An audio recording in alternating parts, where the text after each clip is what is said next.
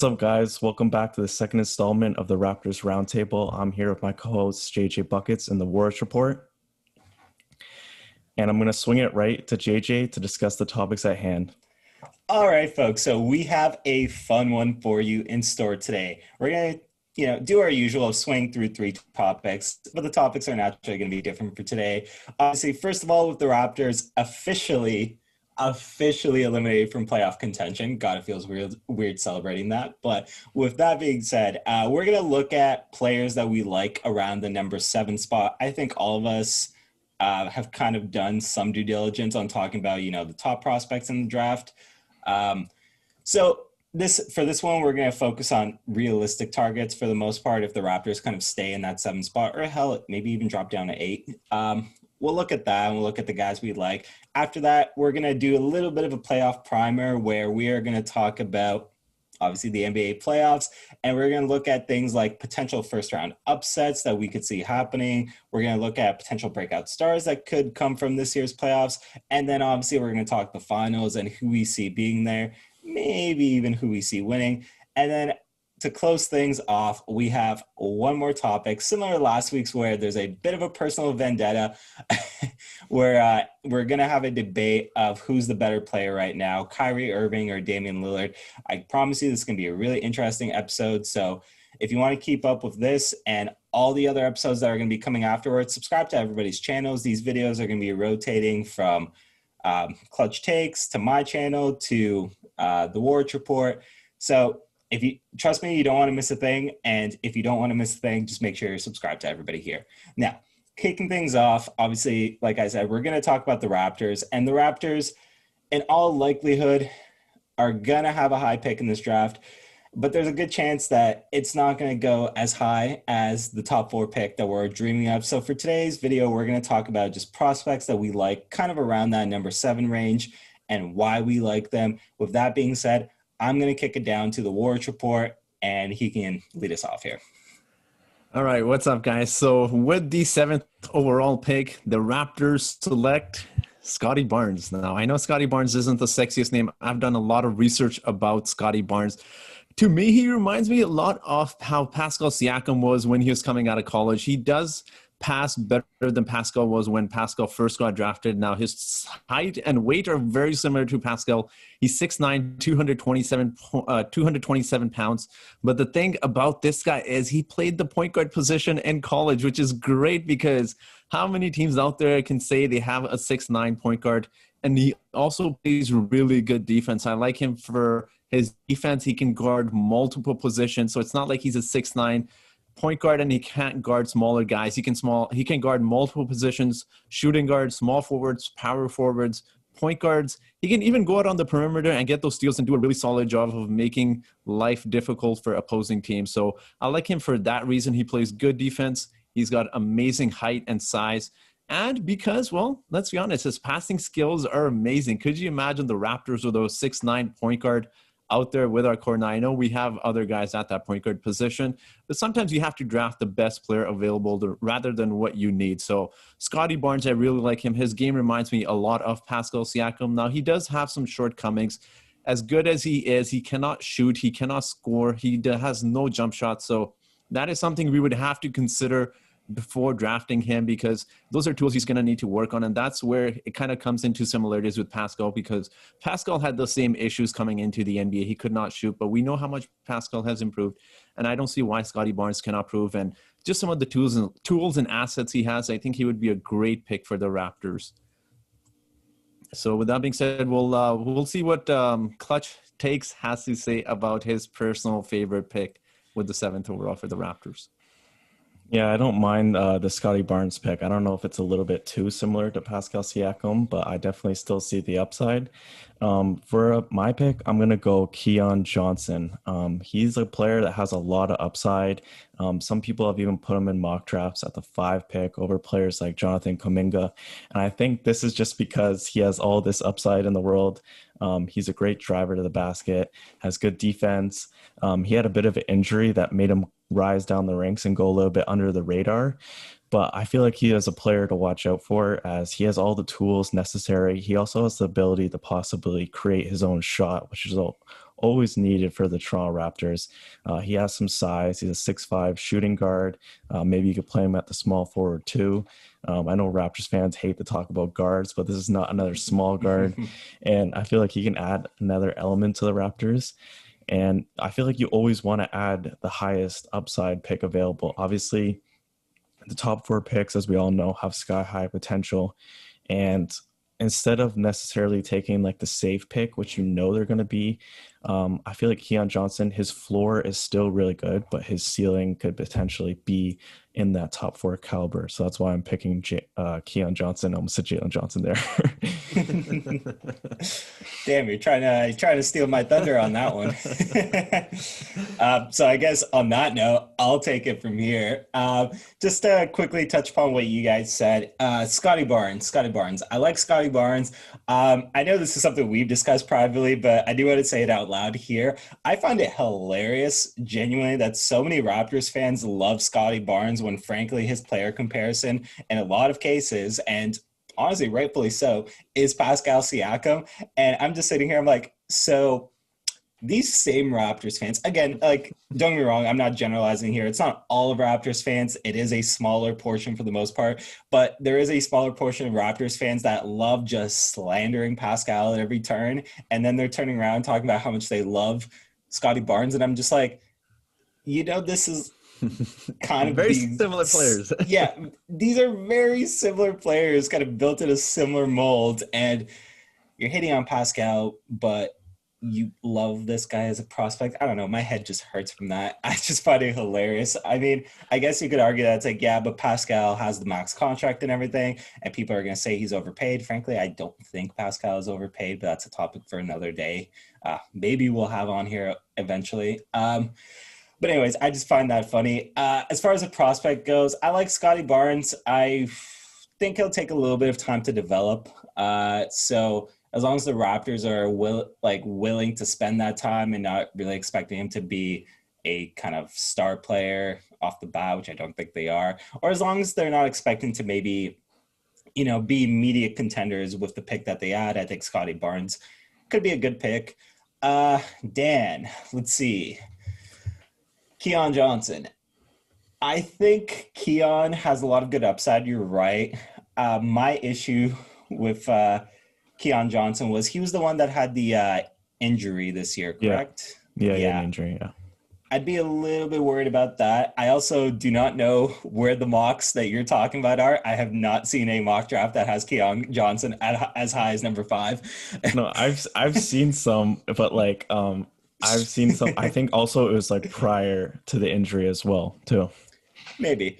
No, I mean, like, he's a good pick. I worry maybe that he's a little similar to Trent in terms of what he could do at the 2-guard spot, not necessarily in terms of play style, because I don't think their play style is similar, but just in terms of, their ceiling, upside, and whatnot. And with all that being said, you jerk, you spoiled who I was going to talk about, because I'm going to pitch Jalen Johnson. Of course I am. Jalen Johnson is one of my guys. I think Jalen Johnson gets an unfair, bad rep from the whole leaving Duke early thing, and it's gotten a lot of people sour on him. I said it in one of my videos on my channel, but I will say it again. The NCAA is a joke. It's an exploitative system. So the fact that he showed up and he did his due diligence and he decided to leave early because he wanted to prepare for his professional career, I see absolutely nothing wrong with that.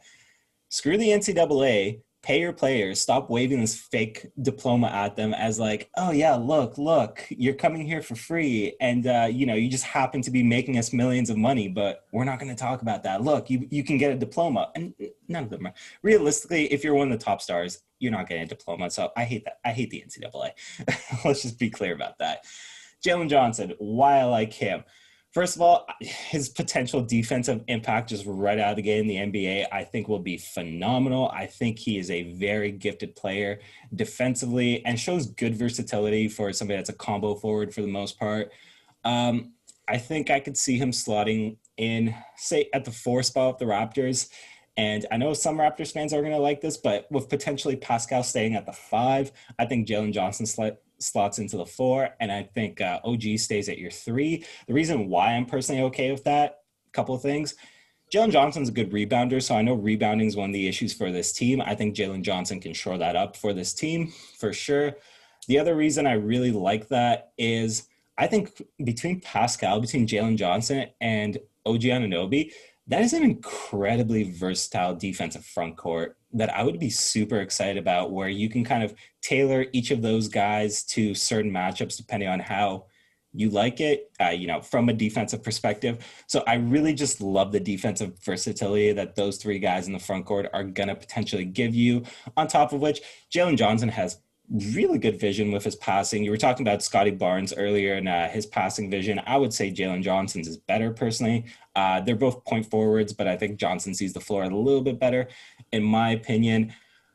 My only concern with Jalen Johnson, well, not my only concern, but my concerns with Jalen Johnson would be, obviously his jump shot isn't really too sound. He's not a great shooter by any means. I think that's something he can work on.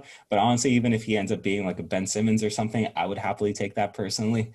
And yeah, I don't know. I think there's players around that area that maybe, or around the 7 spot rather, that have maybe higher upside. I do think Jalen Johnson, kind of what Clutch Takes was talking about, I do think he is a quote-unquote safe pick for the most part, because I think he has a relatively good floor in the NBA, and maybe his upside isn't as high as somebody like Keon Johnson. But at the same time, I do think there is genuinely good start potential in the NBA for Jalen Johnson. Now it is to note that all 3 players that we selected are all players that don't have a great jump shot. So it'll be interesting to see, because I know a lot of fans are going to go at us in the comment section and saying, you know what, we need scoring off the bench, and none of these guys we've mentioned can shoot, but they're all great defensive player.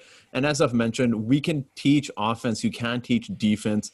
And we've talked about those guys too. Keon Johnson's a great defensive player. Scotty Barnes, Jalen Johnson, all great defensive players. So the defense, we know the Raptors love defense. So that'll be interesting to see if those 3 players are available and if the Raptors have a choice who they take. So,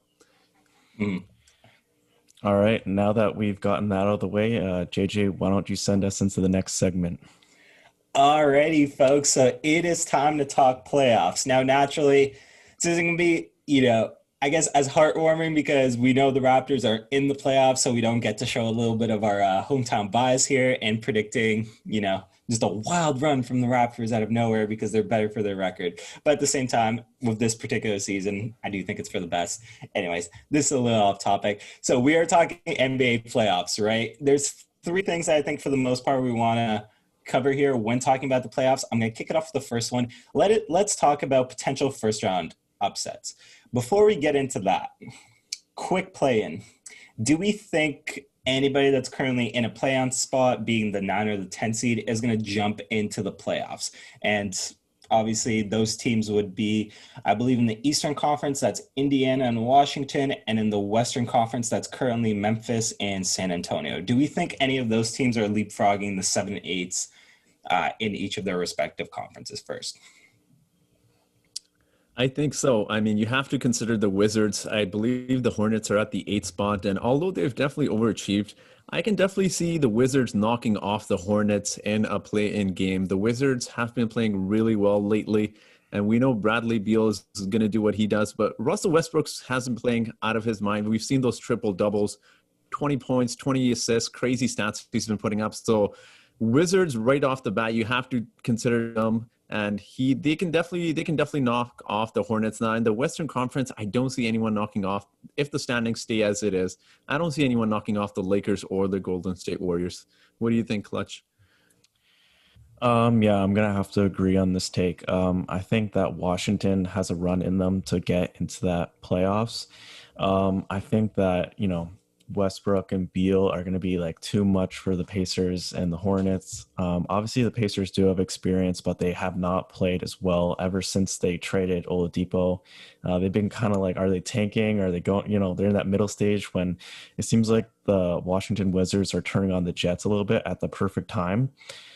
And I think they just have the star power enough to get in there. As for the Western Conference, also I'm gonna have to agree. Like I think Memphis could make it interesting as I think they're underrated. They have a good defense. They have like a lot of players who they can get contributions from. But I think like if you give Steph Curry a play-in game, I think they're gonna take that spot. Um, for the most part, I feel like I agree with both of you. I do think we have to keep in mind that Bradley Beal's, did just have the hamstring injury. So as long as that kind of holds up and he comes back sooner rather than later, I agree that the Wizards are in. I was looking at reports, and Beal should be out for the next 2 games, and then he's going to get reevaluated on Friday in terms of that hamstring injury. But as long as he's back, I do think the Wizards could absolutely take that 8 spot away from the Hornets. I think Washington has been obviously one of the hotter teams in the latter half of the season, and that's super understandable for a couple of reasons, frankly. Russell Westbrook has just been going berserk, and shout out to Russ. I don't understand how somebody plays with that high of a motor consistently on the basketball court. It is insane. The other one kind of being that I feel like people don't really talk about enough is Daniel Gafford as a bench center. He has been fantastic off the bench for those guys in terms of just coming in there and giving them rim protection. Just his impact, I think, has really been undervalued. But yeah, completely agree with you guys on the East. If Washington is healthy enough to have Bradley Beal, I think they should absolutely be in a position to steal that spot. As for the West, I feel like I like the Grizzlies to potentially move in, but it's also really hard to say that when you're telling me that Steph Curry is just basically going to be told, you go out there and have one just insane game and we're in. Steph Curry is going to go out there and drop 50. Steph Curry is going to go out there and drop 60. Yeah, I think for the most part, I think we all agree that the standings are going to hold as they are, with the exception of the Wizards jumping into the 8 spot in the Eastern Conference. So with that being said, let's talk about potential first round upsets. I guess for the most part with this video, we'll be working with the standings that we kind of have right now. Things could still shuffle around a little bit between now and the end of the season, which obviously, it is what it is. We can't really control that, but just based on the standings that we have now, do we think that we see any upsets in the first round?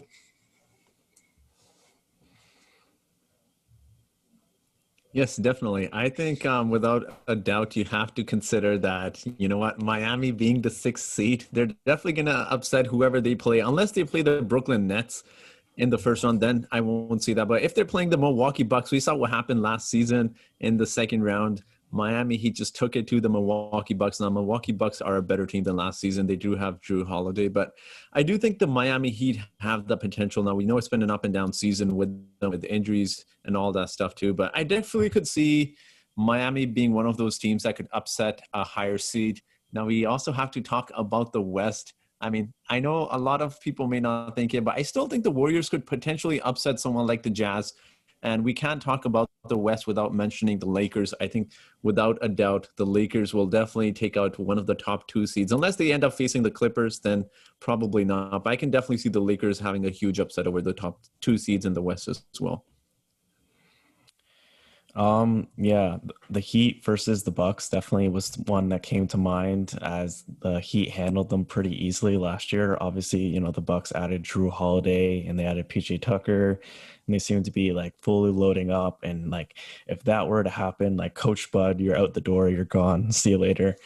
For the West, a sneaky team is probably Dallas, just because we saw how good Luka Doncic played in the playoffs, and that was pretty much without Kristaps Porzingis. And if they get a good contribution, like give Luka some help, you never know. Like they looks really good, and Luka looks like he can close out some games. If they get the help that he needs to succeed, I think Dallas could be a scary team to watch out for. I also personally think that this year's Bucks team is better, and I do think that this year's Bucks team is quietly good enough to at least match up with a team like Miami and take it. I don't necessarily think that they're a first round upset team. I could see them bowing out in the second round, frankly. I don't think Coach Bud is the guy for that team to really get them over the top. I've never, frankly, really believed in him much as a coach.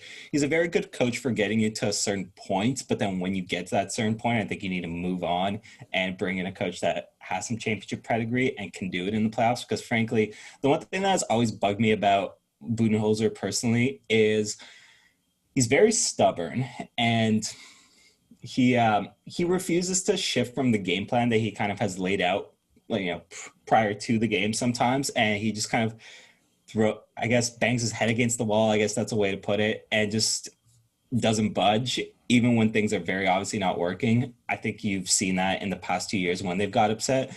Damn, did I just talk myself out of that one? Okay, no, I'm going to stand by it. I don't think the Bucks are a first-round upset team. I think they're a second-round upset team personally. As far as the West goes, I definitely completely agree with the fact that I think the Lakers are going to give anybody that they go against in the first round a push for their money. I think I would really like them in a matchup against the Jazz. I think the Lakers could put away with the Jazz. I'm sorry, I don't have a lot of respect for Utah. I think they're a very good team, but I think they lack that extra little bit to really put them over the top in the playoffs. I have a little more faith in the Suns potentially and in a 7-game series there, but I do kind of still agree there that the Lakers could give them the business. The only team that I really don't think the Lakers could topple in their current state of what they are, where they still maybe have some chemistry issues, is probably the Clippers in the first round. I'd say that's the team that the Lakers really don't want to see, because the Clippers have just been really slept on this year with how good they are, in my humble opinion. And I think if the Lakers were to face them now, as opposed to later in the playoffs, they just wouldn't be ready in terms of the condition that team is in now. That being said, it's LeBron James. You never know what that guy's going to do in the playoffs. So I'm never counting that guy out. That is absolutely my team that if there's a potential first round upset, that would be it. But speaking of things that, we're anticipating for this year's playoffs, breakout stars. I think that's another really fun topic to talk about that we should absolutely be covering in this one. I'm going to kick it down and let's see, who do we think is breaking out in this year's playoffs? So I'm going to go with Trae Young here. He has not made the playoffs before, I believe, and he is going to be a player to keep an eye on, because as the standings go, they're going to play the Knicks in the first round, and that's, no disrespect to the Knicks. The Knicks have been having a really good season, but I do think Atlanta has a really nice team around them. They have a lot of scoring. I think Trae Young is definitely going to show out in this year's playoff. It's his first playoffs, and I genuinely think he's going to go off. I think he gets disrespected sometimes. I know his play style has been questioned by many people, including you, JJ, but I really like him. I think it's kind of a trend in the NBA where you like a player and then you just learn to run with the narrative and you start hating that player. I know he has a weird way of getting to the free throw line. He flops a lot, but all of those aside, I do think Trae Young has some really nice tools, and you know what, shooting, and you need someone like Trae Young to win in the playoffs. I think Atlanta Hawks are probably going to move on to the second round if the standings stay. And I really like Trae Young. I think he's going to come out and really show out this year's playoffs. You forgot that he's a piss poor defender. we're talking about break. No one gets broken out for defense except for Kawhi Leonard. All right. I'm going to pick a guy that's been on fire ever since a player got hurt, and that is Michael Porter Jr. Michael Porter Jr. is a player that in the season, the coach didn't necessarily like him, as he was a very poor defender, which caused him to not get as much run as he should. And now that Jamal Murray is out, he needs someone to pick up the slack and someone who needs an advanced role. So I think Michael Porter Jr., ever since he's gotten a bigger role, he's showing what he can do. His offensive potential is off the roof. Like, he's someone that can average 25 points in this league, I believe, in my opinion. But I think that they're going to need someone to take the load off of Jokic at times. His three-point shot has also been insane. So Jokic is definitely going to look out for him there. And yeah, I think that just like how Jeremy Grant for the Nuggets last year sort of broke out, obviously not as much in an offensive way, I think that MPJ is going to be this year's Nuggets breakout star. Okay, and last one. This one, I guess, feels a little more obvious in terms of who he is as a player, but I'll explain why I still think this absolutely counts as a breakout star. Devin Booker.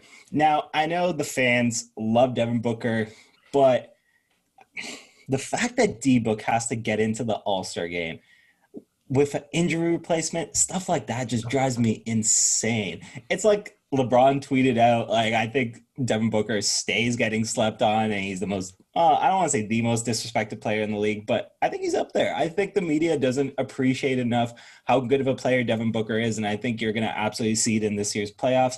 Even if, say, they match up with the Lakers in the first round and they do end up bowing out, I think Devin Booker is going to, in all likelihood, have a phenomenal series. I think Booker is somebody that can go out there and come the playoffs, just absolutely ball out, and particularly obviously as a scorer, that's the strength of Devin Booker's game, and most people love scoring. So I think Devin Booker getting a chance to show that on the biggest stage of basketball is going to be huge, especially, say, if they're matching up with the Lakers. If Devin Booker is giving the Lakers the business, say, it's a 6 or 7 game series and Devin Booker has like 5, 6 really good games, I think that goes a long way for how people perceive him. Obviously, we haven't seen him in the playoffs to this point, which is why I think maybe he's a little disrespected by NBA media and even by fans to a certain extent.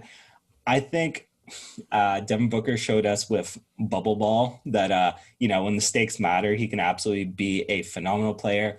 And Chris Paul has obviously gotten a lot of love, and rightfully so, for Phoenix's campaign this year.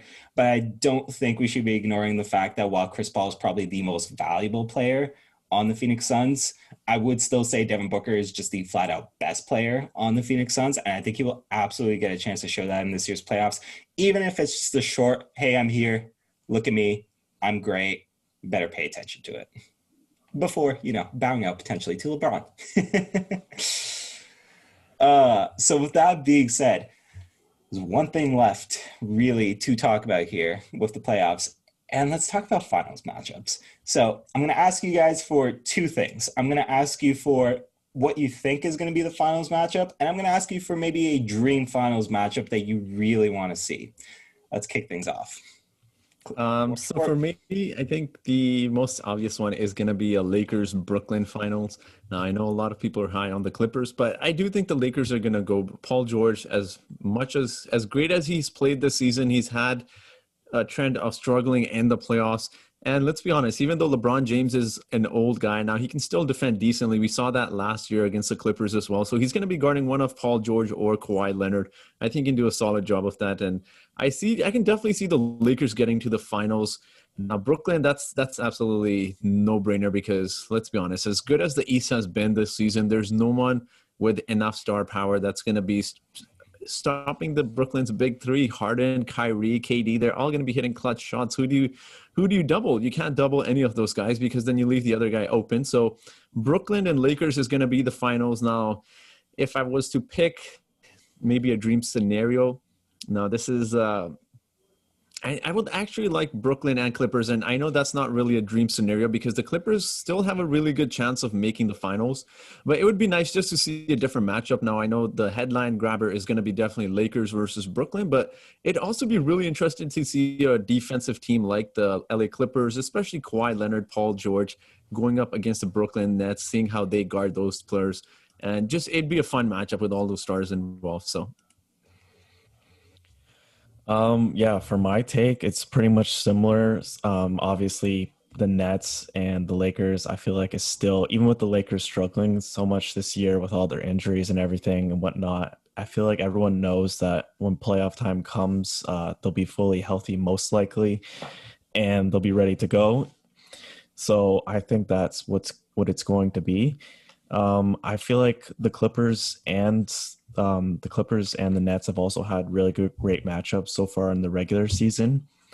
But a surprise thing, I would say, just to make an original for myself, would be I would say like the Bucks versus the Clippers, because I feel like this would be like 2 teams that finally get over the hump. Like the Clippers, they never get past that second round, no matter how hyped they are. The Lob City days, nope. this stacked team, like saying they run LA, they still never make it past the second round. So I feel like, they get over that hurdle, and then the Bucks get over the hurdle of finally making it to the finals with Giannis. I feel like that would be a great storyline, and it would be big for the league. Mm-hmm. Just want to touch upon something really quickly before giving you guys mine.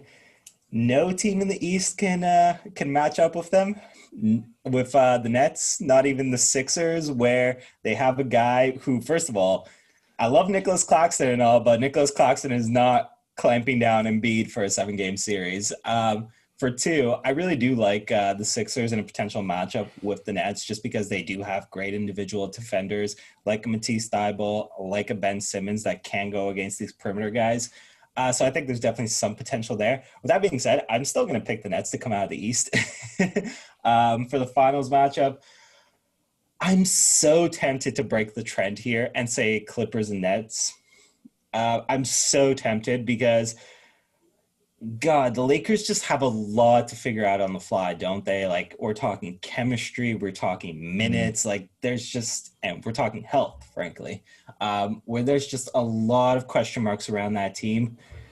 In particular, and both of you guys know this, I hate Andre Drummond. I hate that he's cutting into the minutes of guys like Montrezl Harrell and Marc Gasol, where, frankly, I think both of those guys are better fits with this Lakers team.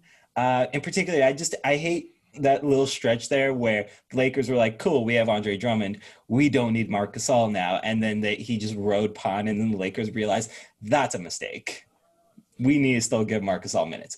Anyways, that being said, I won't break the trend here. I know better than to count out LeBron when it comes to the playoffs, so I will still say Lakers Nets, but I think I'm way less confident about that one personally than I think either of you guys are. I think there's a very good chance that the Clippers come out of the East. With that being said, if we're talking dream scenarios, I'm going to give you guys just a random chaotic one for this. Wait, sorry. I just want to do a quick rant before you go on to that. I agree about the Lakers thing, and if they do not make the finals, I've said this to both you guys, I'm pretty sure, but you better put some respect on Kyle Lowry's name. Kyle Lowry could have been a Los Angeles Laker, and you were not going to give up Taylor Horton Tucker. Like, are you kidding me? Like, you have Schroeder. Schroeder is fine and all, but he's no Kyle Lowry. If you have Kyle Lowry, he could have had you guys in a better seeding, and you wouldn't even be in this position. You'd be in a better position. You wouldn't have to face all these tough matchups, and you would be perfectly set. I don't think anyone's being a Lowry, AD, LeBron trio. So that's just my piece, and JJ, you can go on. Yeah, I mean, frustrates me. Just before I hop in my dream scenario, I completely agree, especially because Kyle Lowry is someone that definitely could have steered the ship for you through injury times. So I think the Lakers wouldn't even be in a play-in scenario to begin with if they had Kyle at the deadline. Exactly.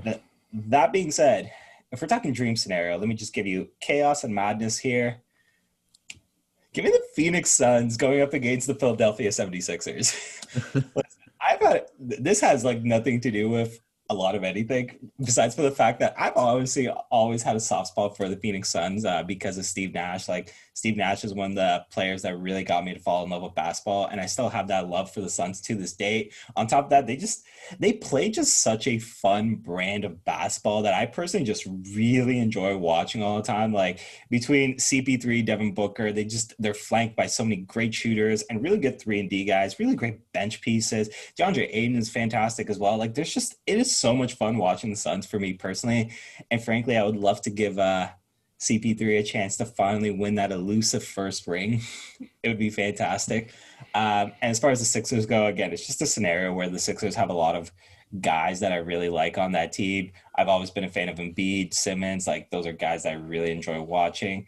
Past that, maybe not as much, but just in general, again, like they're a fun team to watch. I think MVP Embiid, whatever the nickname is, not that he is going to be the MVP, but like, Embiid this season has been a fantastic player to watch and really fun. And I think I would love seeing those two teams tee off in the finals personally. Now, with that being said, we have one last thing here to get to, and it is the pivotal showdown of player debates. I don't know if this is going to become a regular trend on these videos for the collab, but at least 2 weeks in a row now we have one. So for this season, we are ready to talk about Kyrie Irving versus Damian Lillard. I'm actually taking a back seat in this one because I don't really have a strong horse in the race. I will chime in every now and then, but I'm just going to, pass things off and, let the boys talk for their guy. All right, so I'm going to go with Dame Lillard. Excuse me, I'm so excited to talk about it. I'm going with Dame Lillard here. There's absolutely no contest here. Damian Lillard is far superior to Kyrie Irving, and I don't want to hear the rings argument because we've seen what Damian Lillard has done last few seasons, but also just in the playoffs in general. He knocked out Houston Rockets with, I think, like 0.6 seconds left. He's just so clutch. And JJ, we've had this conversation earlier. He just does not have the right pieces surrounding him. And Portland, as good, as I understand his loyalty to the Portland Trail Blazers, they have not surrounded him with nice pieces, which is why he doesn't go deep into the playoffs, but also because he plays in the Western Conference, where it seems like every season you see another new super team forming. So I really like Damian Lillard. He is clutch. He is, I think, if you're ranking point guards, he's easily top 3 in the league. Mm-hmm. I completely agree with you on the pieces thing. I've said it time and time again. CJ McCollum is not a co-star for Damian Lillard. Their games are way too similar, just like way too similar. There's way too much overlap, and it's not going to work, frankly. I don't understand why they haven't explored more trade options in that regard, but I digress. Dan? All right. What I'm going to be saying about this is that I think that Damian Lillard can be a better season player, better player to lead your team to get into a better spot in the standings. Where my argument comes more into play is the playoffs, as I feel like the playoffs are obviously where championships are made. And honestly, Damian Lillard, I feel like a lot of fans get kind of blindsided by the clutch shots that he's made, by that clutch shot where he waved against like OKC. Obviously, everyone remembers that shot when he hit against Houston, like both series winning shots. It's amazing and all. And Kyrie already has one of his shots too, but except instead of like the first or second round, it's in the finals. But my main point about Damian Lillard is that, like I said, people are blindsided by it. He hits those clutch shots, yes, but being a clutch player in the fourth quarter, I know Skip Bayless talked about this, and Skip Bayless, you might say it. He doesn't know anything. Wait. Before you discredit me for talking about Skip Bayless, I know he hates LeBron for no damn reason. Hang this man. Before you rip on me for saying Skip Bayless, honestly, it is true though. He hits those clutch shots, but in the fourth quarter, he completely disappears. When Portland had a great chance against the Golden State Warriors in 2019, Damian Lillard was absolutely invisible.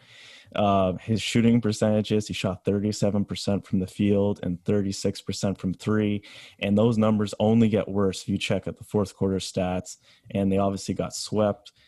Even against the Lakers, like 40% shooting is like a good number for him. His playoff numbers are just not good at all. When you look at Kyrie Irving, he's been on some great teams. That being said, he's definitely held his own. And obviously he didn't play well enough to win a finals MVP in 2016 over LeBron James. But Kyrie Irving was still very young at that age, and it's so impressive that he can even make somewhat of a case for that. And not I know case. It's like, what was he, like 22 or something? Like, it's insane still. And the last thing I was going to say, I know that Boston is going to get brought up in this. So what I want to say about Boston is that I feel like that Kyrie was a bad leader, and that Kyrie was not good leading the Celtics. I feel like that is a media-driven narrative. As the Celtics as a whole, I feel like they had so many egos on that team, and they needed so many players to get shots. Like, everyone looks at that team like, oh, wow, they're stacked. But Jason Tatum needed shots. Jaylen Brown needed shots. Rozier needed shots. Hayward needed shots. I feel like that disrupted the Celtics. That it's too unfair to put that on Kyrie. Okay. So for both you guys, just quick little things to touch upon. As I guess a medium in this scenario, I agree with the argument where, I mean, I already said this, but I agree that Dame has never had the right team around him. I also agree with Dan that I do think, the very big highlight plays of, say, series-ending shots for Dame Lillard do kind of overlook the fact that his playoff numbers aren't actually as good as you think they are when you actually look at them. That being said, Dan, to disagree with you, Kyrie Irving, you're saying, oh, yeah, he's posted all these numbers and whatnot. It's like, cool. Kyrie, and you're talking about the finals specifically where it's like, yeah, Kyrie has his moment in the NBA finals. I'm like, that's nice. LeBron took that team there, and LeBron was the catalyst in that series. Kyrie was definitely very good. I'm not going to discredit the fact that Kyrie definitely had impact, but he's not the number one in that scenario. And I think that's where it's a little hard to compare these guys, where Damian Lillard has been a number one pretty much for his entire career. And Kyrie Irving has, for the most part, been best in roles where he hasn't been when he was a number one. Frankly, like you were talking about the Boston experiment, it didn't work. I know you think it's a little unfair to put that pressure on him. I don't. I think if you want your best player to be a leader, and you want your best player to at least keep these guys in a bit of a hierarchy.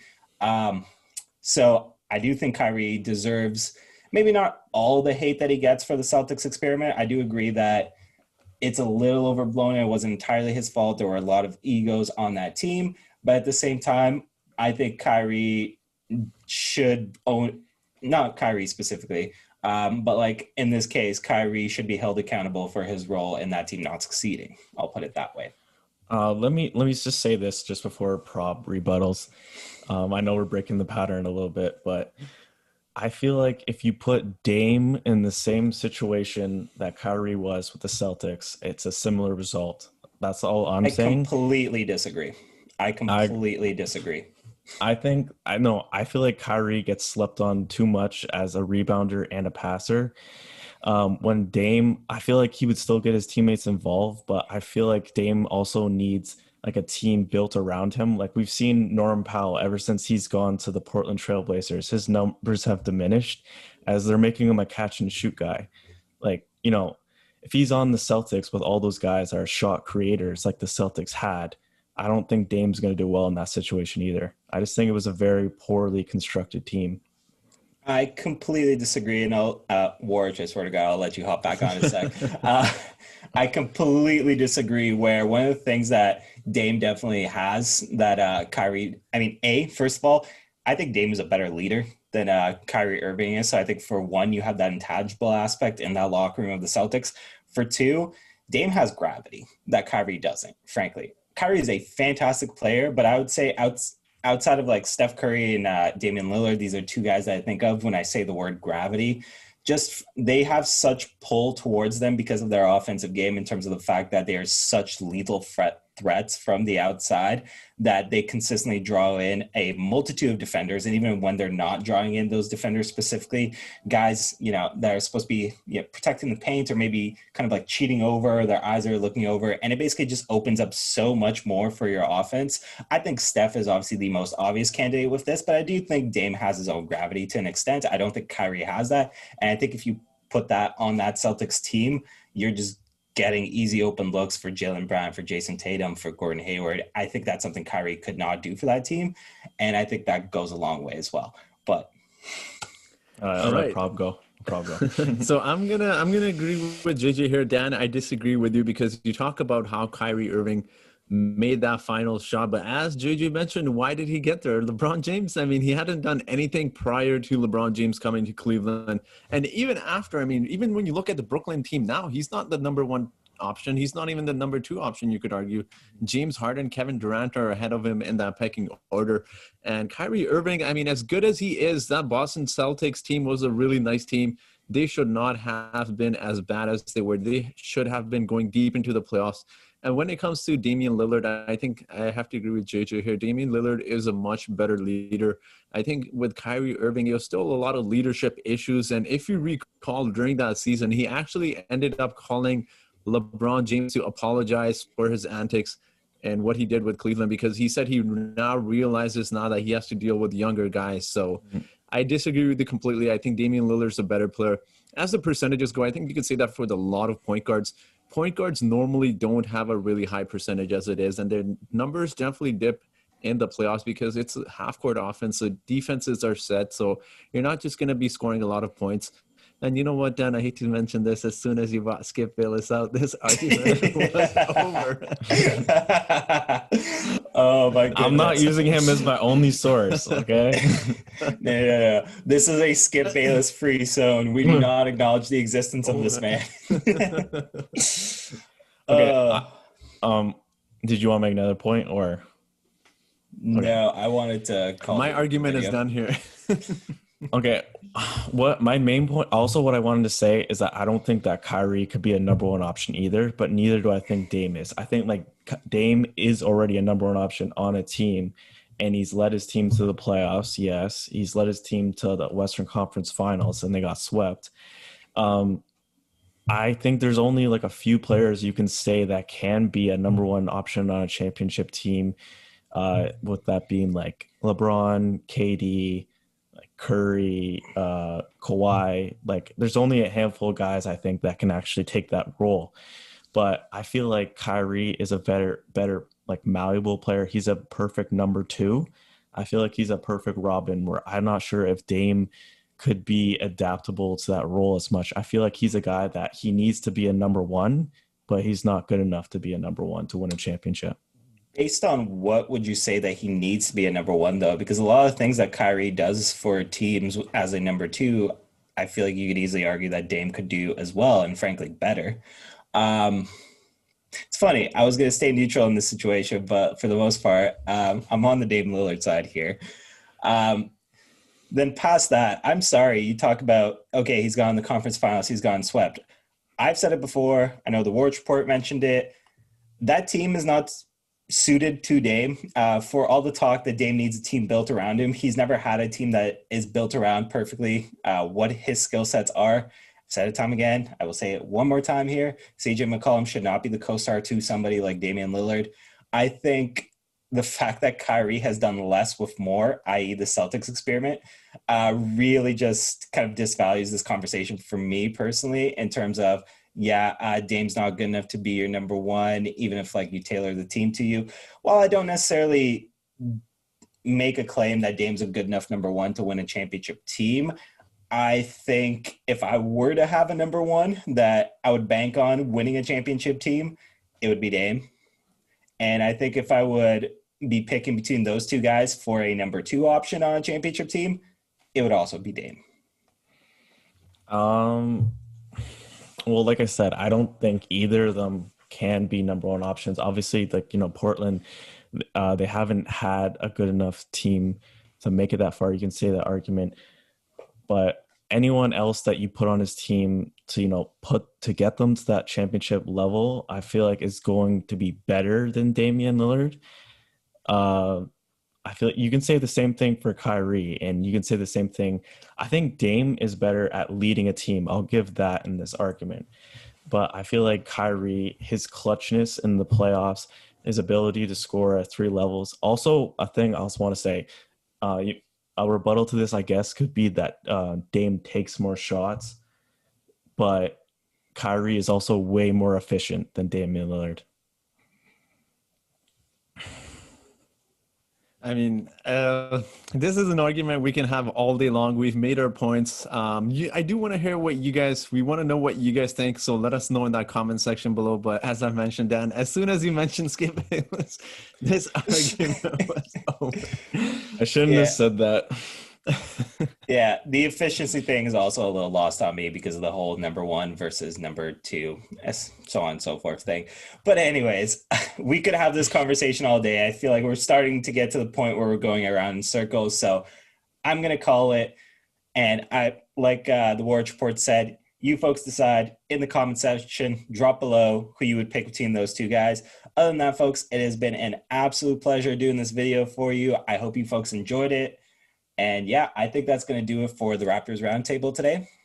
Hopefully you'll be here when we do episode 3. See you guys next time.